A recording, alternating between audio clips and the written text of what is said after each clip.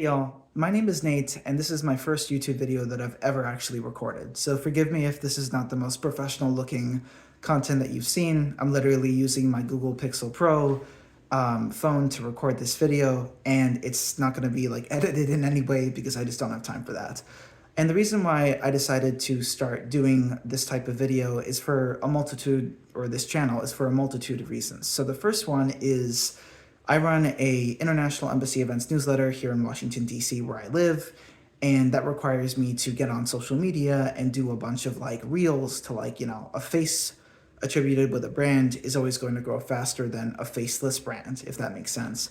So this is good practice for me to talk to a camera. And then second, I've been reading a lot of philosophical books lately and then consuming a lot of like self-improvement type content on YouTube, and I figured I would kind of give my perspective as a 28-year-old individual that lives in the DC area on certain issues that I've been gripping with, if it helps other people kind of answer those questions as well. A lot of these questions are existential. Like, for example, I've been really gripping with the metaphorical question of like, what is your passion in life?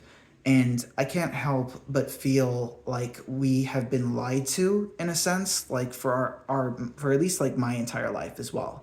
So what I mean by finding your passion is when you're in high school and you're in college, finding your passion is a question that a lot of these like guidance counselors always ask you. Like, oh, Nate, like, what do you want to do when you grow up? Like, what's your passion in life and stuff like that. And I grew up overseas, just to let you all know. I grew up in Egypt for 15 years, Cambodia for 3 years. And that was one of the questions that always paralyzed me when I was younger, as a younger man. Finding your passion is something that I never like had the answer for when I was younger, and I still don't, honestly. When I was younger, I was simply happy to exist, if that makes sense. Like hanging out with friends, going to school. I'm a book nerd, so like I've always enjoyed school and learning and stuff like that.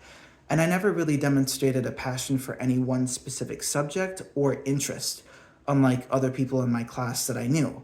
And I feel like a lot of people can relate to that to an extent, where that question forces you to choose an answer that, if you're not careful, will decide the outcome of your life with a career once you enter the workforce, hopefully, and stuff like that. Or you stay in school and you go into a lot of student debt here in the US for a PhD. Anyway, besides joking that, that's a question that I've never really had an answer to. And as I said before, I was simply happy to like exist like in life at that time, just kind of chilling, hanging out with friends. And that question scared me because I felt like I had to have a passion. And I was passionate, I guess, about everything in my life at that time, which makes it hard to choose an answer when you're trying to go to college here in the United States, because that, you have to choose a major and et cetera, for your bachelor or whatever. So when you get the question like, what is your passion in life?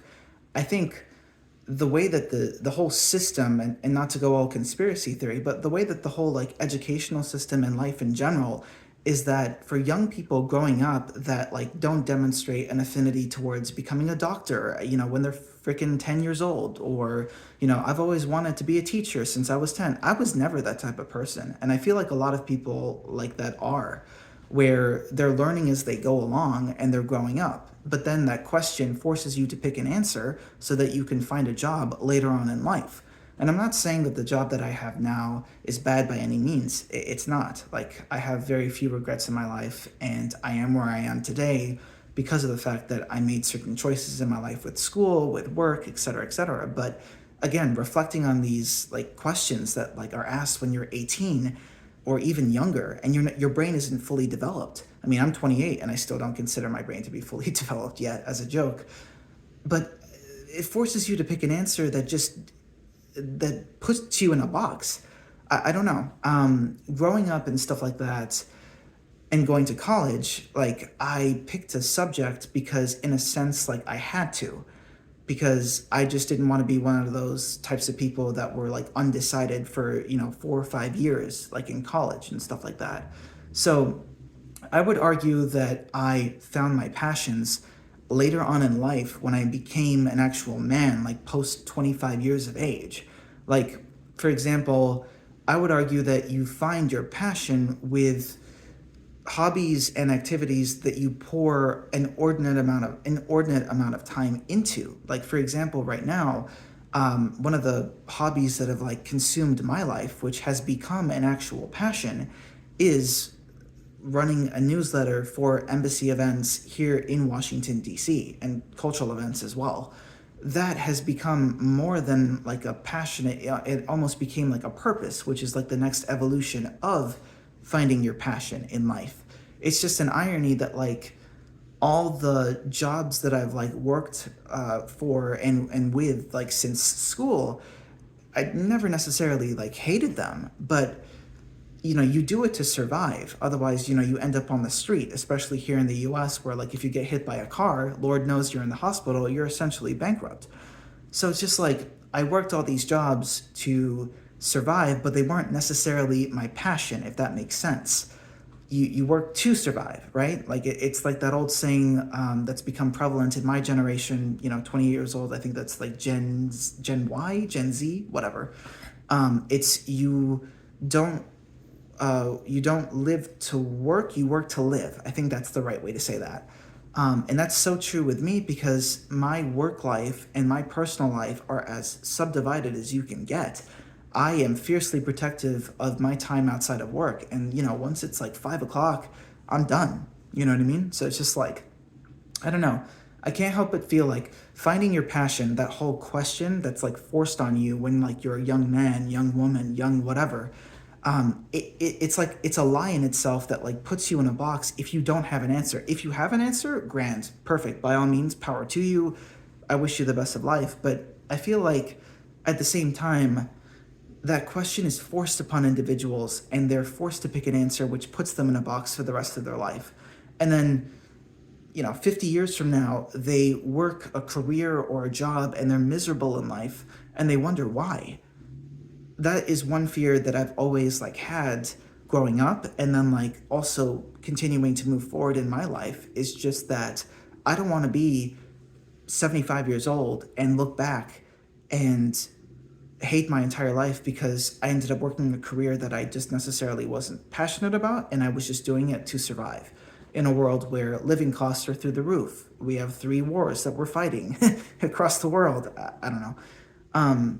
So finding your passion in life, I at least found mine through, for example, I consider myself to be physically fit. I love doing fitness, which is grand. I only discovered that in college because my roommate at the time forced my ass to go to the gym and work out with him. And then I stuck with it because it was great for my health. It was great for my self-image. I have a bunch of confidence issues that I won't like go into, still do. And I just noticed that it made me feel better because of all the endorphins that get released. So like fitness like was my first passion, but it wasn't a derivative of my educational background or my work experience. I found it outside of both of those things. And then this whole niche that I'm into right now with international embassy events and cultural events here in the DC area, it's called Embassy Life in DC for short, if you're interested in any of that stuff, but no worries if you're not. I found that as an answer to a problem when I moved to DC where I was all alone. I've only been in DC for about a year and 4 months, and maybe 5 now. And when I moved here originally, I was lonely as heck because I just didn't know anybody in a new environment in a new city. So I went to my first embassy event, and then I was like, there's a world out here that I just didn't even know existed. I fell in love with it. I found a problem where like you can't find all the information for one particular embassy or all of the embassies. So I am that solution now by like providing a list to the DMV area about embassy events for the whole like area and stuff like that. So it's like it's very entrepreneurial and like self-improvement as well. So it's like the two passions in my life are, fitness and then embassy events, if you want to even call it that. And it's amazing to me that no matter how much, like I mentioned before, I'm a avid learner. I love to learn, whether it's like Photoshop or, learning to talk better in front of a camera, learning to network better and stuff like that. I found my like two main passions in my life outside of school and outside of work. And it goes back to that question of like, what is your passion in life? I didn't find that out until I was already an adult, arguably still am, growing into one and stuff like that. But that question that's forced on you when you're younger is such a limiting factor with your beliefs and what you can do in your life. I suspect like a lot of the self-confidence stuff that I have now is a result of that question and feeling like there's something wrong with me if I didn't have an answer to that. And I've had that feeling for years. And I always can't help but feel like great envy for folks that are just like, oh my God, I've wanted to be a doctor since I was 10 years old. And that just was never me. And I always felt that there was something wrong with me for not having that answer to begin with. So if you're struggling about finding your passion in life, I hope that helps to some extent.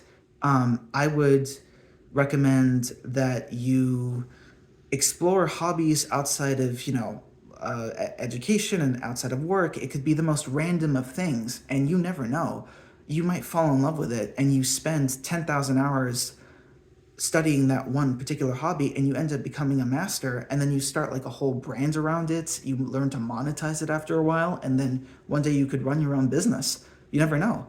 But for people that like have a trouble of finding their passion in life, where it seems like everyone knows what they're doing on social media, and like, their lives are so crystal clear perfect, and they're on vacation half the time, and it's like, I love what I do for my job, and it's like, yeah, but like, is that your passion? You know what I mean? It's like, it's very subjective. So explore hobbies outside of work. Don't let work be your life if you're not that type of person like I am and stuff like that. And I hope that helps to some extent. Can definitely dive into that more, like for future topics and stuff like that. I apologize if this video kind of seemed like all over the place. This was kind of like a very last minute thing that I just wanted to do and just kind of start.